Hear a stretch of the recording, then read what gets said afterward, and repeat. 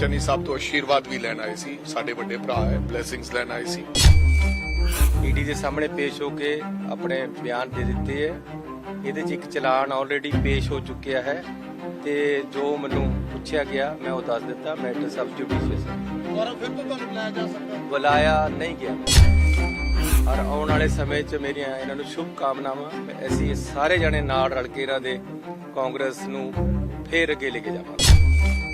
ਦੇਖੋ, ਮੈਂ ਵੈਸੇ ਸਿੱਧੂ ਮੂਸੇਵਾਲੇ ਦੇ ਕੋਈ ਐਸੀ ਗੱਲ ਮੈਂ ਮੂੰਹ ਤੋਂ ਸੁਣੀ ਨਹੀਂ ਹੈ। ਪੰਜਾਬ ਦੇ ਵਿੱਚ 27 ਲੱਖ ਪਰਿਵਾਰ ਐਸੇ ਹੈ ਜਿਨ੍ਹਾਂ ਦਾ 200 ਯੂਨਿਟ ਪਹਿਲਾਂ ਹੀ ਮਾਫ ਹੈ। ਹੁਣ ਜੇ 300 ਯੂਨਿਟ ਕਰਕੇ ਇਹ ਕਹਿ ਦਿੱਤਾ ਗਿਆ ਕਿ ਜੇ 301 ਹੋ ਗਏ ਤਾਂ 300 ਵੀ ਖਤਮ ਹੈ, ਤਾਂ ਉਹ ਜਿਹੜੇ 200 ਯੂਨਿਟ 27 ਲੱਖ ਪਰਿਵਾਰਾਂ ਨੂੰ ਮਿਲ ਰਹੇ ਉਹਨਾਂ ਦਾ ਬਹੁਤ ਬੜਾ ਨੁਕਸਾਨ ਹੋ ਜਾਣਾ। ਉਹਨਾਂ ਦੇ ਵੀ ਜਾਂਦੇ ਰਹਿਣੇ ਆ। ਮੇਰਾ ਖਿਆਲ ਕਾਂਗਰਸ ਦੀ ਸਰਕਾਰ ਦੇ ਵਿੱਚ ਅੱਜ ਅਗਰ ਤਨਖਾਹਾਂ ਦੀ ਗੱਲ ਕਰਦੇ ਤਾਂ ਐਮਐਲਏ ਦੀਆਂ ਜਿਹੜੀਆਂ ਤਨਖਾਹਾਂ ਸੀ ਉਹ ਵੀ ਦਿੱਲੀ ਨਾਲੋਂ ਬਹੁਤ ਘੱਟ ਹੈ, ਐਮਐਲਏ ਨਾਲੋਂ। ਬਿਲਕੁਲ, ਅਗਰ ਭਗਵੰਤ ਮਾਨ ਜੀ ਸਮਾਂ ਲੈਣਾ ਚਾਹੁੰਦੇ ਲੈਣ, ਮਹੀਨਾ ਹੋ ਗਿਆ, ਹੋਰ ਮਹੀਨਾ ਲੈ ਲੈਣ। ਸਤਿ ਸ਼੍ਰੀ ਅਕਾਲ। ਇਸ ਵੇਲੇ ਅਸੀਂ ਖੜੇ ਹਾਂ ਸਾਬਕਾ ਮੁੱਖ ਮੰਤਰੀ ਚਰਨਜੀਤ ਘਰ ਦੇ ਬਾਹਰ, ਜਿੱਥੇ ਰਾਜਾ ਵੜਿੰਗ ਪਹੁੰਚੇ ਨੇ। ਤੁਸੀਂ ਤਸਵੀਰਾਂ ਜ਼ਰੂਰ ਦਿਖਾਣਾ ਚਾਹਾਂਗੇ ਕਿ ਇਸ ਵੇਲੇ ਦੀਆਂ ਤਸਵੀਰਾਂ ਹੈ ਪੰਜਾਬ ਦੇ ਸਾਬਕਾ ਮੁੱਖ ਮੰਤਰੀ ਚਰਨਜੀਤ ਦੇ ਘਰ ਦੇ ਬਾਹਰ ਦੀਆਂ, ਜਿੱਥੇ ਪੰਜਾਬ ਦੇ ਕਾਂਗਰਸ ਦੇ ਨਵੇਂ ਪ੍ਰਧਾਨ ਉਹਨਾਂ ਨੂੰ ਮੁਲਾਕਾਤ ਕਰਨ ਪਹੁੰਚੇ ਨੇ। ਇਹ ਤਸਵੀਰਾਂ ਇਸ ਵੇਲੇ ਦੀਆਂ ਹੈ। ਤਸਵੀਰਾਂ ਤੁਸੀਂ ਦੇਖ ਸਕਦੇ ਹੋ ਕਿਸ ਤਰੀਕੇ ਦੇ ਨਾਲ ਤਕਰੀਬਨ 1 ਤੇ 1.5 ਘੰਟੇ ਦੇ ਕਰੀਬ ਇਹਨਾਂ ਦੀ ਮੀਟਿੰਗ ਜਿਹੜੀ ਚੱਲੀ ਹੈ। ਇਸ ਵੇਲੇ ਦੀਆਂ ਤਸਵੀਰਾਂ ਸਾਬਕਾ ਸੀਐਮ ਦੇ ਘਰ ਦੇ ਬਾਹਰ ਦੀਆਂ ਹੈ। ਰਾਜਾ ਵੜਿੰਗ ਖਾਸ ਤੌਰ ਤੇ ਉਹਨਾਂ ਨੂੰ ਅੱਜ ਮਿਲਣ ਪਹੁੰਚੇ ਨੇ। ਸਰ, ਅੱਜ ਤੁਸੀਂ ਮੁਲਾਕਾਤ ਪਹੁੰਚੇ ਨੇ। ਲਗਾਤਾਰ ਮੀਟਿੰਗਾਂ ਦਾ ਦੌਰ ਚੱਲ ਰਿਹਾ ਹੈ। ਵੜਿੰਗ ਸਾਹਿਬ, ਕੀ ਗੱਲਬਾਤ ਹੋਈ, ਮੁਲਾਕਾਤ ਹੋਈ ਹੈ? ਚੰਨੀ ਸਾਹਿਬ ਨੂੰ ਮਿਲਣ ਆਏ ਸੀ। ਉਹਨਾਂ ਨਾਲ ਐਜ਼ ਏ ਮਿਨਿਸਟਰ ਰਹੇ, ਮੁੱਖ ਮੰਤਰੀ ਸਾਹਿਬ ਨਾਲ ਉਹਨਾਂ ਦਾ ਕਾਰਜਕਾਲ ਰਿਹਾ। ਉਹਨਾਂ ਦਾ ਧੰਨਵਾਦ ਵੀ ਕਰਨ ਆਏ ਸੀ ਤੇ ਚੰਨੀ ਸਾਹਿਬ ਤੋਂ ਆਸ਼ੀਰਵਾਦ ਵੀ ਲੈਣ ਆਏ ਸੀ। ਸਾਡੇ ਵੱਡੇ ਭਰਾ ਹੈ, ਬਲੇਸਿੰਗਸ ਲੈਣ ਆਏ ਸੀ। ਸੋ ਇਹੀ ਕੰਮ ਸੀਗਾ, ਹੋਰ ਤਾਂ ਕੋਈ ਸਾਬਕਾ ਮੁੱਖ ਮੰਤਰੀ ਚਰਨਜੀਤ ਚੰਨੀ ਵੀ ਨਾਲ ਹੀ ਖੜੇ ਨੇ। ਚੰਨੀ ਸਾਹਿਬ, ਮੁਲਾਕਾਤ ਹੋਈ ਹੈ ਜੀ, ਕਿਸ ਤਰ੍ਹਾਂ ਦੀ ਗੱਲਬਾਤ ਹੋਈਆਂ? ਨਵੇਂ ਪ੍ਰਧਾਨ ਮੈਨੂੰ ਬੜੀ ਖੁਸ਼ੀ ਹੈ ਕਿ ਸਰਦਾਰ ਅਮਰਿੰਦਰ ਸਿੰਘ ਰਾਜਾ ਵੜਿੰਗ ਜੀ ਪ੍ਰਧਾਨ ਬਣੇ ਹੈ। ਆਸ਼ੂ ਜੀ, ਇਹ ਦੋਨੋਂ ਜੋੜੀ ਹੈ ਜਿਹੜੀ, ਇਹਦੇ ਤੇ ਸਾਨੂੰ ਬੜਾ ਮਾਣ ਹੈ ਔਰ ਆਉਣ ਵਾਲੇ ਸਮੇਂ 'ਚ ਮੇਰੀਆਂ ਇਹਨਾਂ ਨੂੰ ਸ਼ੁਭ ਕਾਮਨਾਵਾਂ। ਅਸੀਂ ਸਾਰੇ ਜਣੇ ਨਾਲ ਰਲ ਕੇ ਇਹਨਾਂ ਦੇ ਕਾਂਗਰਸ ਨੂੰ ਫੇਰ ਅੱਗੇ ਲੈ ਕੇ ਜਾਵਾਂਗੇ। ਚੰਨ ਸਾਹਿਬ, ਲੱਗਦਾ ਹੈ ਕਿ ਨਵੀਂ ਟੀਮ ਜਿਹੜੀ ਹੈ ਕਾਂਗਰਸ ਨੂੰ ਮਜ਼ਬੂਤ ਕਰ ਪਾਊਗੀ, ਕਿਉਂਕਿ ਪਿਛਲੇ ਕਾਫੀ ਸਮਾਂ ਤੋਂ ਗੁੱਟਬਾਜ਼ੀ ਵੱਡੇ ਪੱਧਰ ਤੇ ਬਹੁਤ ਹੀ ਜ਼ਬਰਦਸਤ ਬੰਦਿਆਂ ਨੂੰ ਬਣਾਇਆ ਗਿਆ ਹੈ। ਇਹਨਾਂ 'ਚ ਅੱਗੇ ਵਧਣ ਦੀ ਸੋਚ ਹੈ, ਇੱਕ ਜਜ਼ਬਾ ਹੈ ਦੇਸ਼ ਔਰ ਕੌਮ ਦੀ ਸੇਵਾ ਕਰਨ ਦਾ, ਪੰਜਾਬੀਆਂ ਦੀ ਸੇਵਾ ਕਰਨ ਦਾ, ਔਰ ਮੈਨੂੰ ਪੂਰੀ ਉਮੀਦ ਹੈ ਕਿ ਇਹ ਕਾਂਗਰਸ ਨੂੰ ਅੱਗੇ ਲੈ ਕੇ ਚੰਨੀ ਜਾਣਗੇ। ਸਾਹਿਬ, ਇੱਕ ਤੁਹਾਨੂੰ ਲੈ ਕੇ ਖਬਰਾਂ ਆ ਰਹੀਆਂ ਨੇ ਕਿ ਈਡੀ ਵੱਲੋਂ ਨੋਟਿਸ ਹੋਇਆ ਤੁਹਾਨੂੰ। ਮੈਨੂੰ ਨੋਟਿਸ ਹੀ ਨਹੀਂ ਹੋਇਆ। ਕੱਲ ਮੈਨੂੰ ਬੁਲਾਇਆ ਗਿਆ ਸੀ ਤੇ ਮੈਂ ਈਡੀ ਦੇ ਸਾਹਮਣੇ ਪੇਸ਼ ਹੋ ਕੇ ਆਪਣੇ ਬਿਆਨ ਦੇ ਦਿੱਤੇ ਹੈ।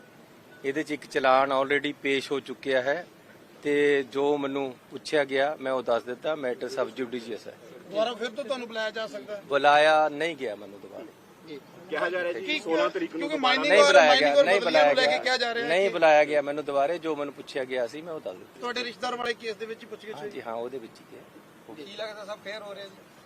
ਨਹੀਂ, ਇਹ ਤਾਂ ਹੁਣ ਮੈਂ ਅਜੇ ਨਹੀਂ ਕਹਿ। ਚੰਨੀ ਸਾਹਿਬ, ਹੋਰ ਦੀ ਮੌਜੂਦਾ ਸਰਕਾਰ ਨੂੰ ਕਿਵੇਂ ਦੇਖ ਰਹੇ ਹੋ? ਭਗਵੰਤ ਮਾਨ ਸਰਕਾਰ ਪੰਜਾਬ ਦੇ ਵਿੱਚ ਇਸ ਵੇਲੇ ਚੱਲ ਰਹੀ ਹੈ, ਕਿਵੇਂ ਦੇਖਦੇ ਹੋ ਕਾਰਗੁਜ਼ਾਰੀ ਨੂੰ? ਤੁਸੀਂ ਖੁਦ ਕਮਾਂਡ ਸੰਭਾਲੀ ਰੱਖੀ ਹੈ ਪੰਜਾਬ ਦੀ। ਦੇਖੋ, ਆਮ ਆਦਮੀ ਪਾਰਟੀ ਦੀ ਸਰਕਾਰ ਆਈ ਹੈ, ਲੋਕ ਬਦਲਾਵ ਚਾਹੁੰਦੇ ਸੀ, ਉਹਨਾਂ ਦੇ ਅਨੁਸਾਰ ਬਦਲਾਵ ਆਇਆ ਹੈ। ਅਜੇ ਸ਼ੁਰੂਆਤ ਹੋਈ ਹੈ, ਜਿਵੇਂ ਜਿਵੇਂ ਅੱਗੇ ਸਰਕਾਰ ਵਧੇਗੀ ਉਸੇ ਤਰ੍ਹਾਂ ਇਹਨੂੰ ਦੇਖਿਆ ਜਾਏਗਾ। ਕਿਵੇਂ ਦੇਖ ਰਹੇ ਹੋ ਭਗਵੰਤ ਮਾਨ ਦੀ ਕਾਰਗੁਜ਼ਾਰੀ ਤੋਂ? ਤੁਹਾਨੂੰ ਕਿੰਨੇ ਮੈਂ ਉਹੀ ਕਹਿ ਰਿਹਾ ਕਿ ਅਜੇ ਤੁਸੀਂ 10-20 ਦਿਨਾਂ 'ਚ ਕਿਆ ਕਾਰਗੁਜ਼ਾਰੀ ਦੇਖੋਗੇ। ਉਹਨੂੰ ਟਾਈਮ ਦਿੱਤਾ ਜਾਣਾ ਚਾਹੀਦਾ ਤੇ ਉਹਨੂੰ ਕੰਮ ਕਰਨ ਦਿਓ। ਬਿਜਲੀ ਕਹਿੰਦੇ ਬੜੀ ਜਲਦੀ 300 ਯੂਨਿਟ ਕਹਿੰਦੇ ਮਾਫੀ ਕੀਤੀ ਸੀ। ਜਦੋਂ ਕਰਾਂਗੇ ਦੇਖਾਂਗੇ, ਲੇਕਿਨ ਅਸੀਂ 3 ਰੁਪਏ ਜਿਹੜਾ ਯੂਨਿਟ ਮਾਫ ਕੀਤਾ ਸੀ ਉਹ ਇੱਕ ਬਹੁਤ ਬੜੀ ਗੱਲ ਸੀ। ਜੇ ਉਹ ਵਾਪਸ ਲਿਆ ਜਾਂਦਾ ਹੈ ਤਾਂ ਹਰ ਬੰਦੇ ਨੂੰ, ਪੰਜਾਬ ਦੇ ਨੂੰ ਬਹੁਤ ਨੁਕਸਾਨ ਹੋਣਾ ਹੈ। ਜੇ 300 ਯੂਨਿਟ ਮਾਫ ਵੀ ਕਰ ਦੇਣਗੇ, 301 ਜਦ ਹੋਣਾ ਹੈ ਤਾਂ ਉਹ ਸਾਰੇ ਪੈਸੇ ਉਹਨੂੰ ਦੁਬਾਰੇ ਪੈ ਜਾਣੇ ਆ। ਇਹਦੇ ਨਾਲ ਕੋਈ ਫਰਕ ਨਹੀਂ ਪੈਣਾ ਜੇ ਰੇਟ ਵਧਾ ਦਿੱਤੇ ਗਏ। ਜੇ ਰੇਟ ਇਹੀ ਰੱਖੇ ਗਏ ਫਿਰ ਹੁਣ 200 ਯੂਨਿਟ ਤਾਂ ਪਹਿਲਾਂ ਹੀ 27 ਲੱਖ ਪਰਿਵਾਰਾਂ ਦਾ ਮਾਫ ਹੈ। ਪੰਜਾਬ ਦੇ ਵਿੱਚ 27 ਲੱਖ ਪਰਿਵਾਰ ਐਸੇ ਹੈ ਜਿਨ੍ਹਾਂ ਦਾ 200 ਯੂਨਿਟ ਪਹਿਲਾਂ ਹੀ ਮਾਫ ਹੈ।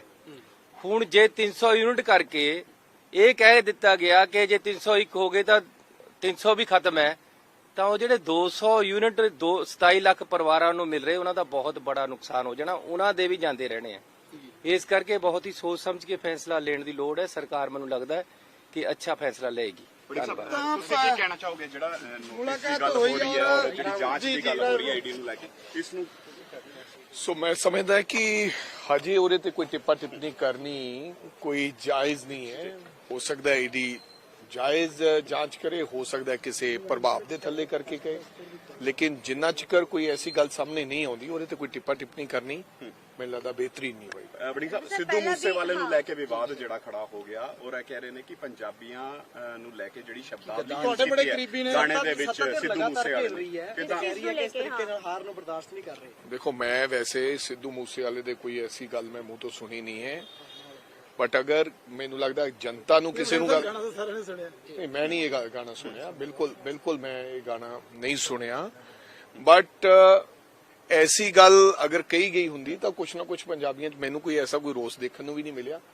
ਹਾਂ, ਹੋ ਸਕਦਾ ਹੈ ਕਿ ਮੈਂ ਆ ਮੀਡੀਆ ਤੁਹਾਡੇ ਹਾਊਸਸ ਤੋਂ ਸੁਣਦਾ ਹਾਂ ਜੋ ਤੁਸੀਂ ਗੱਲ ਕਹਿੰਦੇ ਹੋ ਕਿ ਸਿੱਧੂ ਮੂਸੇਵਾਲੇ ਨੇ ਕੁਝ ਕਿਹਾ ਹੈ, ਅਦਰਵਾਈਜ਼ ਕੋਈ ਐਸੇ ਸ਼ਬਦਾਵਲੀ ਦੀ ਜੇ ਵਰਤੋਂ ਬੰਦਾ ਕਰਦਾ ਹੈ ਤਾਂ ਫਿਰ ਜਨਤਾ ਹੀ ਉੱਠ ਖੜੀ ਹੁੰਦੀ ਹੈ ਨਾ ਉਹਦੇ ਖਿਲਾਫ। ਲੇਕਿਨ ਸੱਤਾ ਕਹਿ ਰਹੀ ਹੈ ਕਿ ਪੰਜਾਬੀਆਂ ਨੂੰ ਗੱਦਾਰ ਤੱਕ ਕਹਿਤਾ ਸਿੱਧੂ ਮੂਸੇਵਾਲੇ। ਮੈਂ ਉਹੀ ਕਹਿਣਾ ਹੈ ਕਿ ਸੱਤਾ ਤੇਰੀ ਕਹਿ ਰਹੀ ਹੈ, ਜਿਨ੍ਹਾਂ ਨੂੰ ਕਿਹਾ ਹੈ ਉਹਨਾਂ ਨੇ ਤਾਂ ਮੈਨੂੰ ਹਜੇ ਤੱਕ ਕਿਤੇ ਕੋਈ ਐਸੀ ਨਜ਼ਰ ਨਹੀਂ ਆਇਆ ਔਰ ਮੈਨੂੰ ਨਹੀਂ ਲੱਗਦਾ ਕਿ ਇਸ ਤਰ੍ਹਾਂ ਦੀ ਕੋਈ ਗੱਲ ਉਹਨਾਂ ਨੇ ਕਹੀ ਹੈ। ਵੜਿੰਗ ਸਰ, ਕਿਆ ਹੁਣ ਸਭ ਜੋ ਤਲਖੀਆਂ ਹੁੰਦੀਆਂ ਸੀਗੀਆਂ ਕਾਂਗਰਸ ਦੇ ਵਿੱਚ, ਕਿਆ ਸਰ ਉਹ ਸਭ ਚੀਜ਼ਾਂ ਹੁਣ ਹਾਂਜੀ, ਜਿਸ ਤਰੀਕੇ ਦੇ ਨਾਲ ਸ਼ਕਤੀ ਪ੍ਰਦਰਸ਼ਨ ਹੁਣ ਪਿੱਛੇ ਵੀ ਦੇਖੇ ਗਏ ਸੀ ਹਾਰ ਤੋਂ ਬਾਅਦ ਵੀ, ਕਿਆ ਉਹ ਹੁਣ ਚੀਜ਼ਾਂ ਬੰਦ ਹੋਣਗੀ? ਇਕੱਠੇ ਹੋ ਕੇ ਇੱਕ ਸਟੇਜ ਦੇ ਉੱਪਰ ਪੂਰੀ ਕਾਂਗਰਸ ਦਿਖੇਗੀ? ਉਮੀਦ ਹੈ ਜੀ, ਸਾਡਾ ਮੋਟਿਵ ਹੀ ਇਹੀ ਹੈ ਔਰ ਮੈਨੂੰ ਲੱਗਦਾ ਹੈ ਕਿ ਅਸੀਂ ਸਭ ਨੂੰ ਕੋਸ਼ਿਸ਼ ਕਰਾਂਗੇ, ਸਾਰੇ ਸਤਿਕਾਰਯੋਗ ਕਾਂਗਰਸ ਦੇ ਆਗੂ ਸਾਹਿਬਾਨਾਂ ਨੂੰ ਉਹਨਾਂ ਦਾ ਮਾਰਗਦਰਸ਼ਨ ਲੈ ਕੇ, ਉਹਨਾਂ ਤੋਂ ਸਲਾਹ ਮਸ਼ਵਰਾ ਲੈ ਕੇ ਉਹਨਾਂ ਨੂੰ ਇਕੱਠੇ ਲੈ ਕੇ ਜਾਈਏ। ਬਾਕੀ ਆਉਣ ਵਾਲਾ ਸਮਾਂ ਨਵਜੋਤ ਸਿੰਘ ਸਿੱਧੂ ਨਾਲ ਕੋਈ ਗੱਲਬਾਤ ਹੋਈ ਹੈ? ਕਦੋਂ ਮਿਲਣ ਜਾ ਰਹੇ ਹੋ? ਕਰਜ਼ੇ ਥੱਲੇ ਉਸ ਤੋਂ ਬਾਅਦ 18 ਕਰੋੜ ਰੁਪਏ ਦੀ ਹੋਰ ਗੱਡੀਆਂ ਅੱਜ ਮਾਈਨਿੰਗ ਨੂੰ ਲੈ ਕੇ ਵੀ ਉਹਨਾਂ ਨੇ ਦੇਖੋ ਜੀ, ਮੈਂ ਤਾਂ ਇਹ ਕਹਿਣਾ ਚਾਹੁੰਦਾ ਹਾਂ, ਮੈਂ ਕੋਈ ਜ਼ਿਆਦਾ ਕ੍ਰਿਟਿਸਿਜ਼ਮ ਨਹੀਂ ਕਰਨਾ ਚਾਹੁੰਦਾ। ਉਹਨਾਂ ਦੀ ਸਰਕਾਰ ਹੈ, ਉਹ ਜੋ ਮਰਜ਼ੀ ਲੈਣ, ਚਾਹੇ ਆਪਦੇ ਮਿਨਿਸਟਰਸ ਵਾਸਤੇ ਜਹਾਜ਼ ਲੈ ਲੈਣ, ਪਰ ਰੋਜ਼ਾਨਾ ਇਹ ਗੱਲ ਕਰਨੀ ਬਦਲਾਵ ਦੀ, ਪੈਨਸ਼ਨਸ ਉਹਨਾਂ ਦੀਆਂ ਕੱਟ ਦਿੱਤੀਆਂ ਗਈਆਂ, ਜਿਹੜੀਆਂ ਡਬਲ ਪੈਨਸ਼ਨ ਦੀ ਗੱਲ ਕਰ ਰਹੇ ਸੀ। ਤੁਸੀਂ ਚਾਹੁੰਦੇ ਹੋ ਕਿ ਅਸੀਂ ਬਦਲਾਵ ਲਿਆਉਣਾ ਚਾਹੁੰਦੇ ਹੋ, ਨਵਾਂ ਕੁਝ ਕਰਨਾ ਚਾਹੁੰਦੇ ਹੋ।